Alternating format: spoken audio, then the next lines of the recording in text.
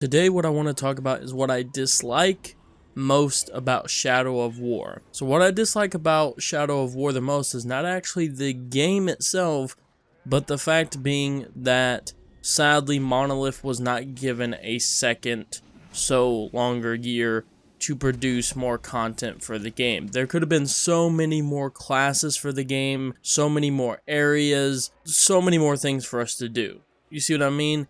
And that's a little bit of an issue and a problem. I realized they released the final patch, and the final patch was great, and everything was great, and it added a lot of stuff to the game, stuff like that, but I feel like there could be way more. I mean way more stuff. Like, take for an example, we could have, like, an orc tribe that's kind of like, you do have, like, the machine tribe, but they could expand. They could have expanded on the machine tribe a little bit more. You see what I mean?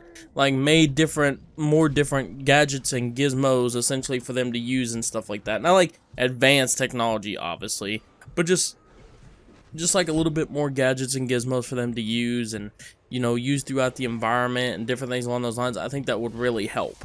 I also felt like, they could essentially do like warband parties, essentially, where like instead of encountering one or only two Ologs out in the world at the same time, which that can happen, you essentially have these like guys that are sent out, to patrol an area that you might be in, and, it just so happens to be like a group of trackers, or like they go in cohesively together to be sent after you.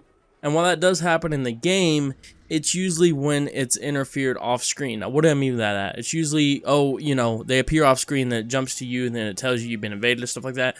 It would have been cool to see active patrols. So what I mean by that is, like, you can brand a bunch of, like, grunts and minions in the game, essentially. And as they're going throughout their patrols, you can see a bunch of them. Just a crap ton if you brand a bunch of them. And that's what I feel like it'd be a little bit cooler that way.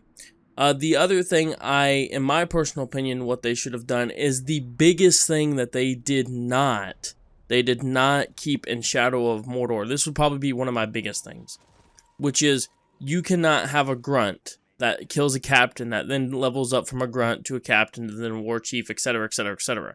You cannot do that. I wish they would have kept that.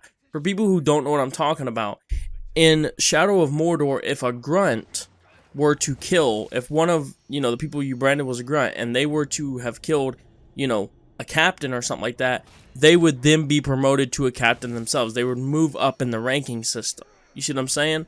So I wish they would have kept that in Shadow of War, in my personal opinion. That's just me. But my biggest downfall and, biggest thing that I dislike with the game is the fact being that the game was not given more time to produce more content for us. And it's a real big shame because there's so much more content they said they wanted to produce and bring out for the game. However, sadly, if you guys know how contracts work, essentially WB only gives like 1 year or maximum at the most, barely 2 years for content to be pushed out for a game and stuff like that. And that's how it worked with Shadow of War, sadly. If you guys want to go check out in the top right hand corner of the screen, why YouTubers stopped playing Shadow of War, you can go check that out and actually see why a lot of people stopped playing Shadow of War and did not produce content for the game, and it's simply because the reason being there is no new content releasing for the game. However, that does not stop me. I enjoy this game to shit. I love it. I can jump back into it. I can do multiple playthroughs of the game, encounter different people. Yes, I know some people say, oh, the text gets repetitive or the same. It doesn't matter. Each individual Olog and Uruk and Captain, War Chief, Overlord feels different and unique every time. And while you can play through the story over and over, and it's the exact same story, sadly, what you get is the different, unique interactions during the Orc and Ologs. For an example, you cannot sit here, play the game, and get the exact same, 100% guaranteed Uruk or Olog, unless you were to do some cheat engine stuff. But I mean, outside of that, you were not able to. Like, your very first encounter in the game would not be the exact same guy or anything along those lines for a brand new playthrough. And then you have the choice of, you can choose different difficulties. You can sit here and, do brutal. You could do the hardest difficulty. You could do this. You could do that. There's so many things you could do in the game, and that's why I love it.